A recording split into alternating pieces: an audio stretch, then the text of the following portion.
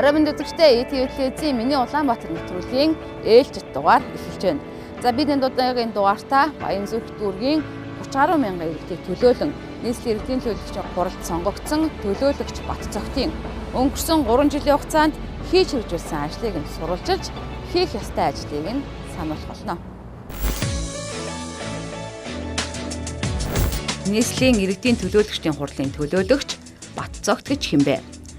За түүний төрсөн он сар өдөр 1985 оны 3 дугаар сарын 6-ны өдөр төгссөн сургууль 2003-аас 2008 онд шинжлэх ухааны технологийн их сургуулийн уул уурхайн инженерийн сургууль 2009-өөс 2010 онд санхүү эдийн засгийн дээд сургууль боловсрол мэрэгжил эрдмийн зэрэг цол дээд инженер ажилласан байдал 2008-аас 2010 онд арчилсан залуучдын холбоонд улс төрийн ажилтан 2010-аас 2012 онд EMCH инженеринг хязгаарлагдмал хувьцаат компани гүйцэтгэх захирал 2012 оноос Баян зүрх дүүргийн засаг даргын орлогч гавьяа шагнал байхгүй сонгуультай ажил 2011 оноос Баян зүрх дүүргийн арчилсан намын дэд дарга 2012 онд арчилсан намаас нэрдэвшиж Баян зүрх дүүргийн иргэдийн төлөөлөгчдийн хуралд төлөөлөгч тэргүүлэгч 2016 онд арчилсан намаас нэрдэвшиж нийслэлийн иргэдийн төлөөлөгчдийн хуралд төлөөлөгч 2016 онд Баян зүрх дүүргийн 2,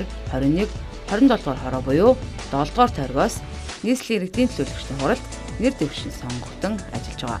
За 2016 оноос хойш нийслэлийн иргэдийн төлөөлөгчдийн хурлын ээлжид 26 удаагийн хуралдаан, ээлжид бус 6 удаагийн хуралдаанд суусан. Иргэд сонгогчдтойгоо хэсэгчилсэн байдлаар 12 удаагийн уулзалт хийсэн.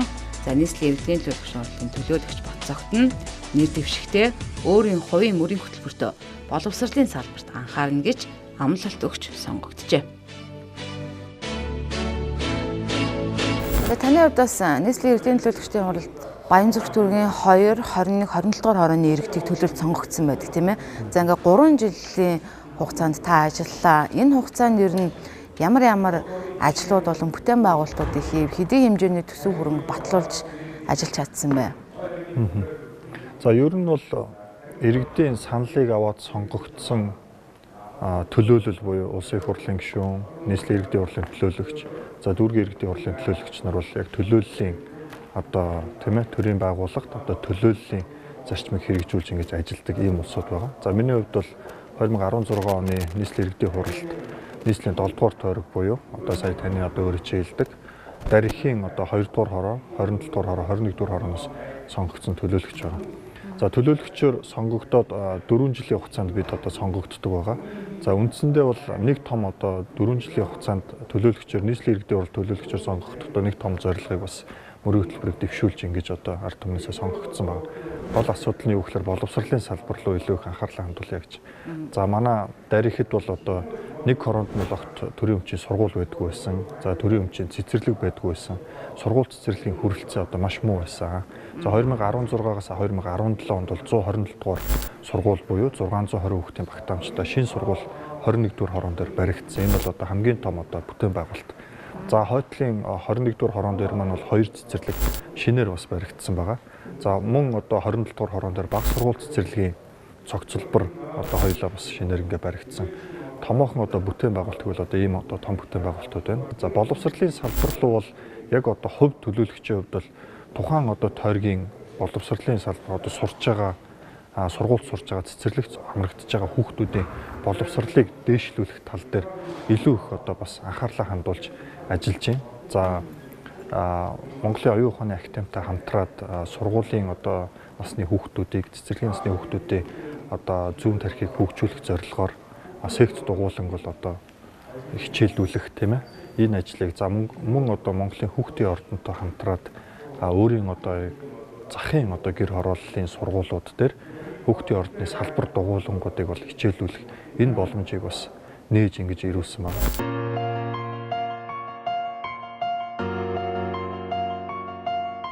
Энэ бол нийслэлийн иргэдийн төлөөлөгчдийн хурлын төлөөлөгч Т.Батцогтын сонгогдсон Баян зүрх дүүргийн 21 дугаар хорооны нутаг дэвсгэр. Хогоо ачаагүй сар болж байгаа гудмуудад эн тэнд хог хөглөрөхөөс гадна өдрийн цагаар хаа нэг согтуу хүн говийн явах гундуухан төрхтэй энд хороо нийт 11,587 хүн амтай Ажилгүйчүүдийн тооны талаар хорооноос мэдээлэх боломжгүй гэсэн. За харин ахмадын тоо 625, сургуулийн тоо 1, цэцэрлэгийн тоо 3, 21-р хорооны тулгымцсан асуудал нь сургууль цэцэрлэгийн хүртээмж болон ажилгүйдэл байна гэсэн юм.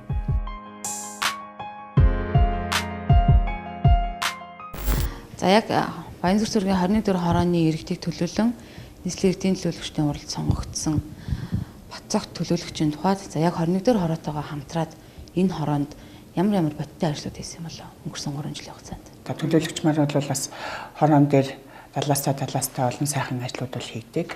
За ер нь л хүүхэд багчууд руу хандсан ажлыг бол их номерт бол хийж байгаа. 127 дугаар сургуулийн хүүхдүүд энэ донд 102 дугаар сургуулийн хүүхдүүдийн донд одоо бас мэргэжил олгох мэргэжлийн одоо бас сонгоогүй хүүхдүүдэд ер нь бол мэргэжил ямар байх хэвтэй ямар мэргэжил сонгож яж хүн өөрийнхөө одоо бас амьдралыг цааш нь одоо сургууль соёлд орохыг одоо мэдэх цонхыг нээж өгсөн гэх юм да тийм сургалт хийсэн.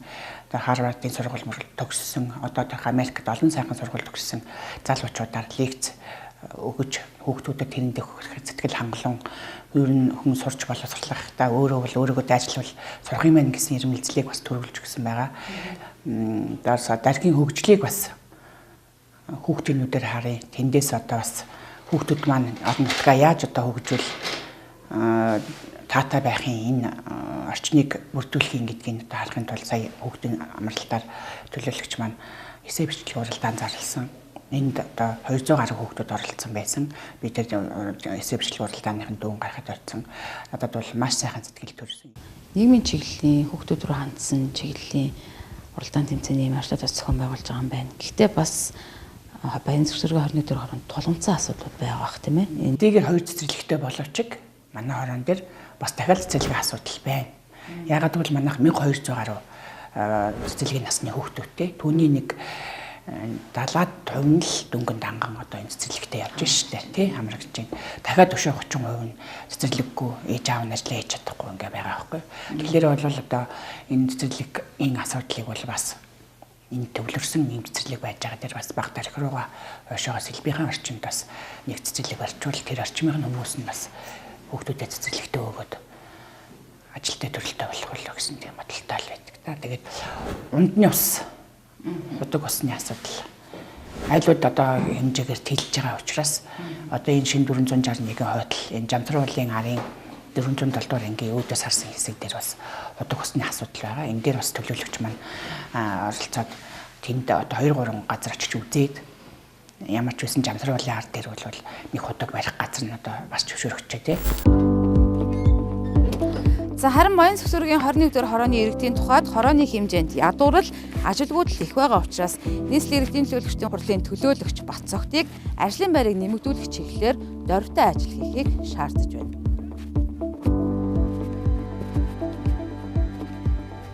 Иргэдийн хурл сонгогдсон төлөөлөгчдөө таних уу? За иргэдийн хуралдаа. Нийслэлийн? Тэр хүнийг танихгүй. Танихгүй юу.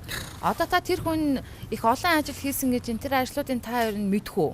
Яг нь зургатаар яриад байгаа юм байна лээ. Зургатаар яриад байт юм байна. Таны зүгээс ийм ажил хийгээч гэж шаардвал ямар ажил хийлгэмээр байна? Одоо одоо ингэ шинэ хороо гэдээ байгуулж байгаа ганцуудын тийшээ. Тэр мөрөнд хаяг зөвшөөрлөний бүл бас хэрэгтэй л байна шүү дээ. Энд ч одоо айл амт зөндөө болсон шүү дээ. Олон айл боллоо. Тэгээд явж зөвшөөрлгүй хаяг тогтоолт байхгүй.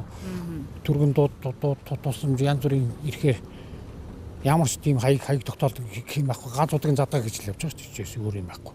Одоо энэ хоёрын задлыг бол. Энэ ч одоо 21-р хороонд хариалагддаг. Тэгээд тэр бүхэн тэгэл одоо зохицож өгөл яасан юм л гэж бодож штэ. Өөр л. Амьдрах орчиндөө одоо хэрэгтэй ямар ажлууд хийгээсэ гэж та бодож байна. Камержуулалт гэрэлтүүлэг ер нь хэр хангалттай байдیں۔ За ер нь камержуулах гэрэлтүүлэхийн үйлгийн тухайд бол тийм ч хангалттай биш. Гэхдээ яг боломжийн тодорхой хэсэг газруудад бол гэрэлтүүлгүүд одоо байгаа энэ манай энэ миний энэ оршин сууж байгаа төр оршин сууж байгаа энэ гудамжинд. Гэхдээ энэ дээр нэг л юм надад их санаа сэтгэл зовоод байгаа юм. Хог ачилтын нөгөө ээлжин гэх юм уу тэр нөгөө ачилт маш бага та хаяа байж нэг ирдэг. Учираас энэ хог л энэ гудамжинд их хөглээд байна. Тэгээ одоо энэ дээгүүрийн жалга малга бол тэр чигээрээ хог. Зун болоод үерүүс ороод үерүүс буухаар чинь зүгээр энэ гудамж энэ доо талын энэ засмал зам мам чинь зүгээр тэр чигээрээ битүү хог болчихдээ шүү дээ. Энэ л хамгийн асуудал. Энийг хогноос л болж энэ хүний эрүүл мэндийн асуудалд ороод байгаа шүү дээ. Ер нь бол оршин сууж байгаа нөхцөл байдал тийм их бохор заван байдалтай байгаад байдаг. Тий бас би чинь тэгээд дүр оршин сууж байгаа ч гэсэн эн чинь бас амьдарч байгаа орчин маань байж энэ Монгол улсын иргэний хувьд хэлэхэд тийм ээ. Тэр иргэдийн хуралцсан шүүмжил өгөөд нэлээд яасан шүү дээ. Саад очруулсан байх л гэж би хувьдаа ойлгож байгаа. Одоо энэ чигээ аваад энэ үлдсэн хугацаанд аваажил хийчихвэл болох байх л гэж бодож байна. Ямар ажил хийгээсэй гэж бодож байна? Таны одоо амьдрах орчинд юу тулгамдаад байна? Би ард иргэдийн амьдрал жоохон ядуураад байна шүү дээ. Энэ ажил төрөл бүх юм байхгүй болол. Тэгээд энэ төрийн түшээдэнгүү чи хоорондоо маргахаас өөр юу ч хийхгүй л байгаа шүү дээ. Одоо бол жигд болох байх л гэж би бодож байна. Одоо ингээд ажил нь жигдэрч ийн гэж чинь та одоо энэ амьдрах орчноо сайжруулахаар нэг ийм ажил хийчихээсэй гэж хэлэхээр ямар ажил вэ? Одоо яг үгүй ард түмний амьдралыг нэг жоохон дээшин татасай л гэж бодож байна. Амьдрал жоохон дөрөйтөл энэ ажилгууд л ядуурлж жоохон их байна тий. Энийг л нэг чигт нь оруулбал өөр маргаан бол хэрэггүй л байна. Энэ 4 жилд нэлээд маргалаа. Одоо үлдсэн жилдээ одоо амлсан үргээ биелүүлэх хэрэгтэй бол. За хороо эргээд ер нь тааруу. Ер нь 30-та ажил хийгдсэн гэж би сайн дуулаг хөл юм байна шүү дээ. Та ер нь одоо яг 90%-аар энэ хороонд маань нэг ийм ажил дутагдаад байна. Энийг хийчихээсэй гэсэн тийм ажил байна уу? Одоо ерөөсө хороонд дутагдж байгаа ажил бол энэ өрхүүдийн хороо хашаануудын айл өрхүүдийн ноолыг энэ дээр солих шаардлагатай байна шүү дээ. Хөрсний богино. Хөрсний богино маш их байна. Манай хорооны камержуулах, гэрэлтүүлэх ер нь тааруу шүү дээ. Ер нь мөнгө төгрөгийн бололцоо болохгүй бас шалтгаалаад тэр болчлон хийж чадахгүй байх шүү дээ. Ингээд ийшээ хоошоо явж байгаа задгаа юунуудад бол гэрэлтүүлэх хэрэгтэй байна. Өдөр орой шөнө оройд ч хүүхдүүд бол их аажим тараад аажмын явж оройд бол шөнд өглөө бол орой явж байгаа харанхуй замаар явагддаг шүү дээ. Одоо ийшээ эргээл явах чинь гэрэл байхгүй шүү дээ. Харанхуй замаар нохоо шууганд хөөгдөөл хүн амьтны хасогтой хүн амьтаас айгаал явж идэв шүү дээ. Боловсролын салбараас өөрөөр тулгамдж байгаа ямар асуудлууд байна? Яг одоо миний сонгогдсон тойрог бол хөрсний бохирдол маш ихтэй ийм одоо бас тойрог хороо байгаа. Тэгэхээр хөрсний бохирдлын тал дээр бас илүү их бас анхаарлаа хандуулж бас мөн ажиллаж байна. За өвөл нь бол бид утаагаар амьсгалж байна, эрүүл мэндээр хохирч байна гэдэг. Өвлийн тэр утааны одоо хүнд элементүүд тийм ээ тэр хорт бодисууд бүгдөө одоо дулааны улирал эхлэхээр доошоо хөрс рүүг ингээд буучдаг.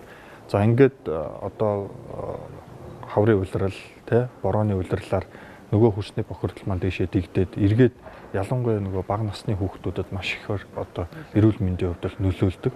За эрүүл мэндийн байгууллагуудаас маш олон янзын судалгаанууд авсан байдаг.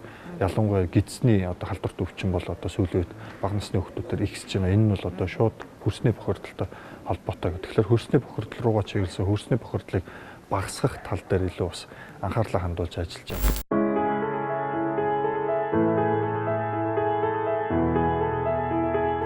За харин энэ бол нийслэлийн иргэдийн төлөөлөгчдийн хурлын төлөөлөгч Батцогтын сонгогдсон Баянзүрх дүүргийн 27 дугаар хороо.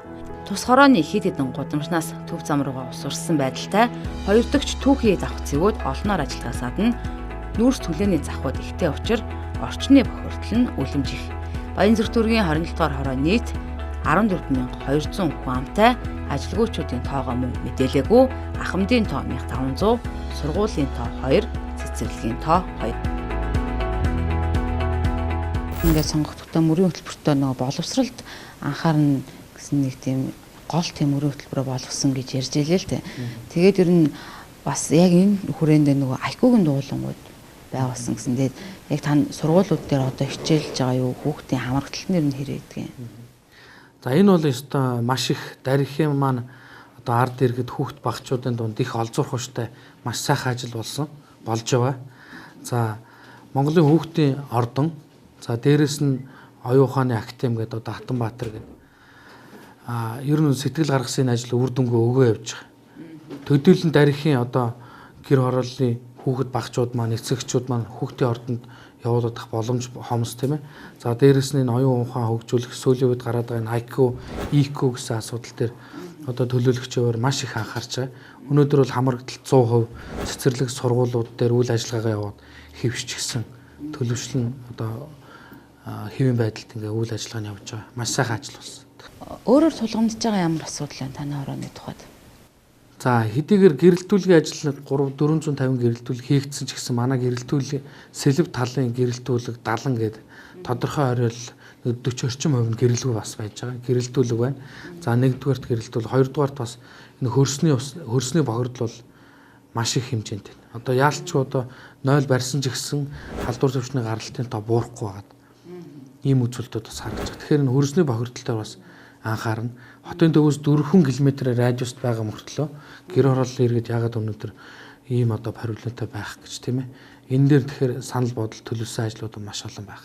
За уг нь Батцогт төлөөлөгчийн тухайд Баянзүрх зүргийн 27 хорооны нутаг дэвсгэрт сургууль цэцэрлэг барих ажилд гар бие оролцож зам хүүхдүүдийн оюуны хөгжилд хэрэгтэй дугуулн секц ажилласан гэж боловч за яг энэ хорооны иргэдийн тухайд ажилдаа орлоготой байж ядуурлаа бууруулж зам гэрэлтүүлэг камержуулалттай хоггүй гудамжаар ахлахыг хүсэж байгаа тухайга ярьсан юм а.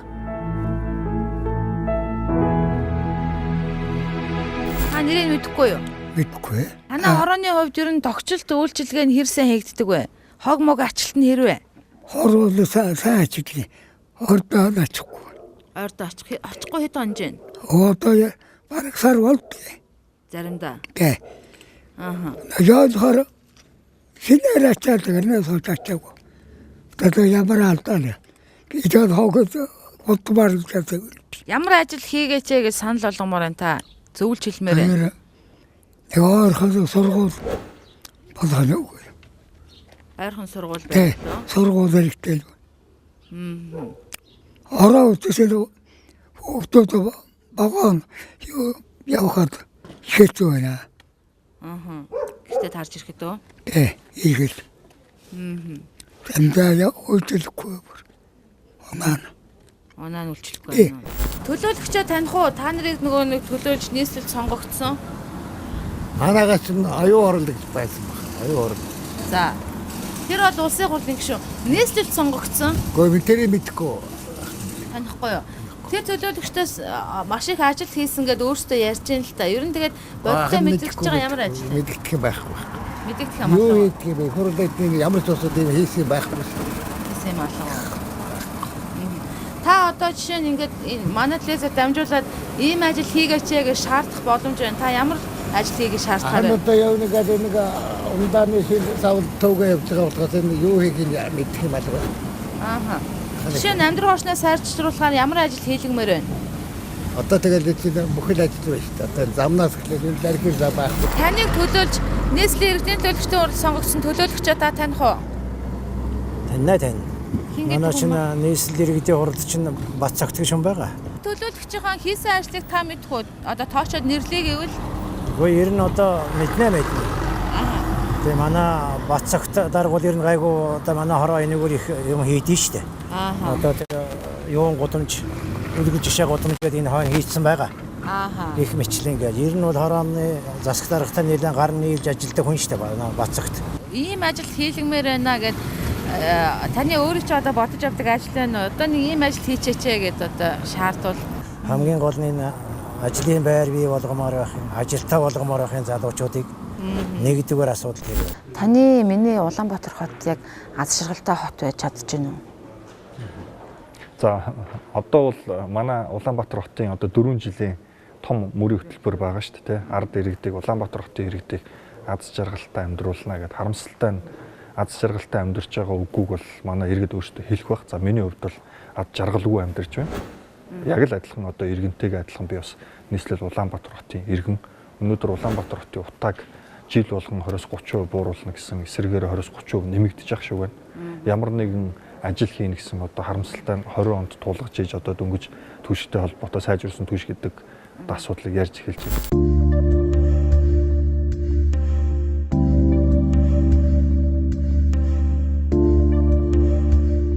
Баянзүрх төргийн 2 дугаар хорооны нутаг дэвсгэр сул шороо ихтэй зам харгуу муутай хороо. За энэ хороороо орох гэр хорооллын замууд тэр дундаа сансрын колонкоос хороороо ордог замд тэр баргийн машин давж гарахааргүй завтай.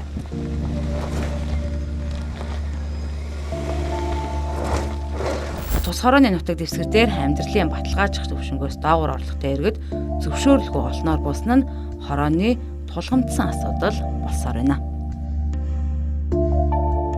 За нийгмийн чиглэлийн ийм ажлууд бас тодорхой хэмжээгээр хийгдсэн байна. Гэхдээ бас тулгамж байгаа асуудлууд байгаа ах тийм ээ. Байна. За манай хороо нэг ийм байгаа. Уг нь урд нь бол одоо 50 жил болж байгаа шүү дээ. Урд нь хуучин түнэл мөнэл энэ төр бүгдээрээ нэлээд манай хоёрдугаар онд ордог байсан. Хойшоо дарихын бүх хайлууд ордог байсан. Тэгээ энэ дэндээс нь одоо энэ урдын хэсгийг нэгдүгээр хороо болгоод тийм ээ. Сургууль маань 48 дугаар сургууль байлаа. Тэгтэл нэгдүгээр хороо болгоод тэнд нь хуваацсан. Тэгээд сургууль маань нэгдүгээр хорооны иргэдийн сургууль болчихж байгаа. Хойшоо 100% сургууль маань манайх байсан чинь нөгөө хороо маань тэгээд 37 мянган иргэнтэй ус учраас 3 хуваагдсан. Тэгээд 3 хуваагдаад 100% сургууль маань 27 дугаар орлого орсон. За энэс болоод манайх өөрийн гэсэн яг харьяалын сургууль бол яг өөрийн нутаг дэвсгэр сургууль байхгүй. Зүгээр харьяалаараа бол яг нэг зүүн хэсэг нь 97 дугаар сургууль дээр, цөв хэсэг нь 48 дугаар сургууль дээр, хойд хэсэг нь 100% дугаар сургууль дээр хуваагдаад явж илээ л та. За цэцэрлэгийн асуудал маш хэцүү. Хуучин одоо тэр байж байгаа 48 дугаар сургуулийн 22 дугаар цэцэрлэг манай хорооны иргэд явдаг байсан бол одоо тэр чинь нэгдүгээр онд орсон. Тэгээ ачаалаа дийлхэ байсан. За ер нь нэг анги дүүргэлт нь нормоос 3 дахин хэтэрсэн иймэрхүү байдалтай байдаг. Тэгээд хоёр хорооны иргэдийг авдаг. Тэгээд цэцэрлэг сургуулийн асуудал маш хэцүү байна. Сүүлийн үед манай энэ нутаг дэвсгэр дээр яг одоо бол газар байхгүй боллоо л доо жорлон барихч газаргүй болсон. Баян зөвтгөргийн 2 дугаар хорооны иргэдийг төлөөлөн нийслэлийн иргэдийн төлөөлөгчдийн хуралд сонгогдсон төлөөлөгч Батцогтын тухайд за яг энэ хороонд гэрэлтүүлэг камержуулалтын ажил хийсэн гэж байгаа боловч за яг иргэдийн хэлж байгаагаар бол тавьсан гэрэлтүүлэг нь асдаггүй. За камер нь маш муу татдаг гэсэн гомдлыг хэлхийн хамт за орчны бохирдол маш их байгаа тухай ярьж байна. Төлөөлөгч ер нь таних уу? Танихгүй. Танихгүй юу? Тэр хүний одоо өнгөрсөн 3 жилд хийсэн ажлуудаас нь мэдээлэл өгнө үү? Ямар ч мэдээлэл байхгүй. Бид нар бол одоо хамгийн томор нь ярих юм бол улсын хурлын гишүүдтэйгээ дээрээ. Ариун байсан, Ганди байсан, дараа нь инжил гарсан оюун хорол Бацандан 2. Яг оюун хорол бол настайчул хүүхдэд нэг баяраар юм тараадаг. Түүнээс энэ замын асуудал, сургуулийн асуудал ярьж шийдэгдэж гин гэдэг. Хойн 104 байдаг, уршаага 48 33. Тэгэхээр шинээр сургууль баригдаагүй манай энд сүүлийн 10 гаруй жил миний байснаас хойш. Шинээр цэцэрлэг ороогүй. Хойно энд ганцхан цэцэрлэг шинээр орсон гэсэн тэр нь хүртээмж хүртээмж нь бага байдаг, хүүхдэд маш багаар хамрагддаг. За тэгээд энэ замыг бол одоо миний мэдэх сүүлийн 4 сонгуульд хүмүүс бүгдээрээ яг энэ 1 км зам байдгийг яг төв замаас хороо хүртэл явдаг 2 дугаар хороо. Энэ замыг нэг удаа янзлаагүй. Хорон дарагт хэлэхээр мэдгүй зөвөр миний дамс сонсоход тий үргэлжил сангуучлалт байхгүй л гэдэг юм байлээ. Нойлон уурснан уг нь ирлээ гэдгсэн энэ зам бол ерөөсөө ингэж юу яадгүй. Сайжраагүй, шинжлэгдээгүй. Хоёрдугаар тоогоор нөгөө яг энэний арын артлын гудмаар бас төв зам руугаа ордог. Тэрүүгээр одоо өвлөнч байнгын ус урсаатай 100 ч ялгаагүй. Одоо очиход ялгаагүй ингээд тус нь урсчлаа. Тэгэхээр сонгогдож гарсан төрийн дээд улсын хурал гарсан тэр иргэдийн төлөөлөгчд бай дүүргийнх ч ер нь айгүй бага ажил хийдэг. Ингээр хороолт. Тэр ч маань 2 дугаар хооронд би одоо 10 гаруй жил амьдарч байгаа. Маш хангалтгүй. Үндэгээ дүгнэлт өгөх юм бол муу л гэсэн түн тавина тий. Хамгийн түрүүнд нийгмийн яг тулгамдж байгаа асуудал гэдэг юм бол энэ зам. Яг бол энд ингээд 2 хороо салцсан байгаа. 2 дугаар хороо дахиад 27 болцсон. Тэгээд энэ 2-3 мянган их том хүн ам ихтэй хороо байхгүй юу? Тэгээд ерөөсө төв замтайгаа улсуудыг яг ажилдаа сургуульдаа явах бүх юмыг холбож байгаа газар нь энэ гэр хороолын зам. Явган хүний шорон зам. Ядаж энийгээ сайжруулад одоо миний мэдэх 12 жил ярьлаа.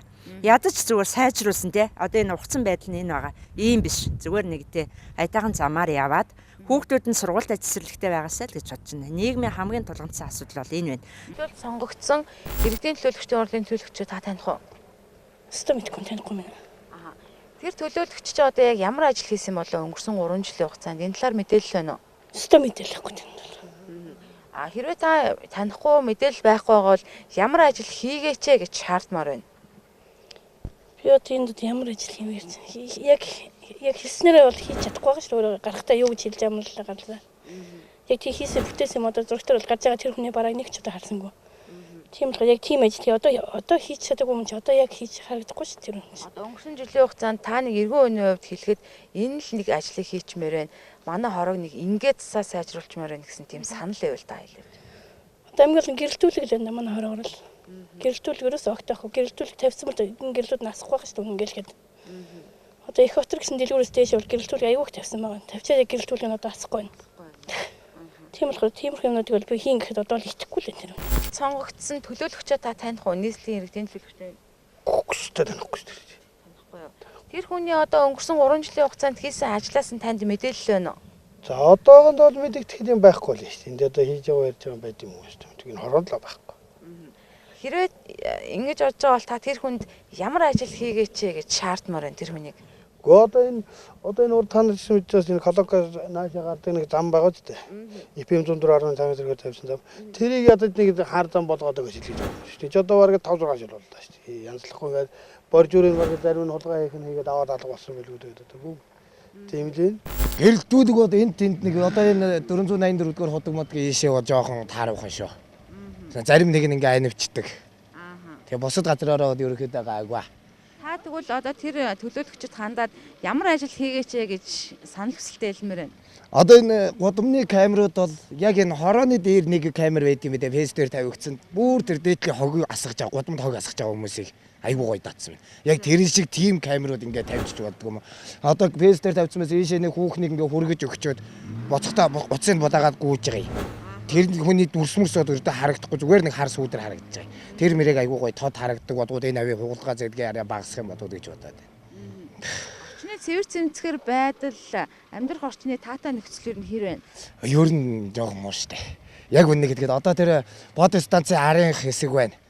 Тэр юуны бод станцын ард хог асгаацаа тэр нь одоо ингээ хийсээд ингээ гудмаараа таарад яг тэр голоор явж байгаа инх гэдэг эдгээр урдуур гавж байгаа зам айгүй муухай тэрийг хусах гэхээр айдууд нь хусуулдгууд гэжээсэн.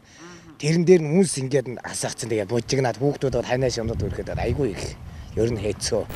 Ер нь инженеэр хэлэхэд нийслэлийн иргэдийн төлөөлөгчдийн хурлын төлөөлөгч гэдэг сонгогдсон тойрогийнхоо иргэдийн менежер гэж хэлж болохоор инженеэр ойлгуулахад тийм ээ. Та өрний менежерийн ажлыг хэр сайн хийсэн гэж бодож байна өнгөрсөн 3 жилийн хугацаанд.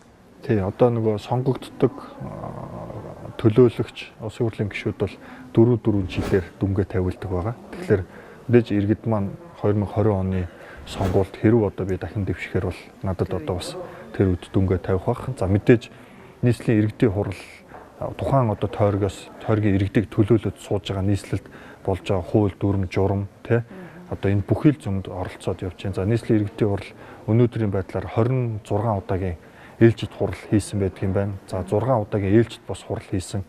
Нэг ч хурлыг таслалгүй бүх хуралд одоо оролцож итвэхтэй саналаа өгч ингэж оролцоод явж байна.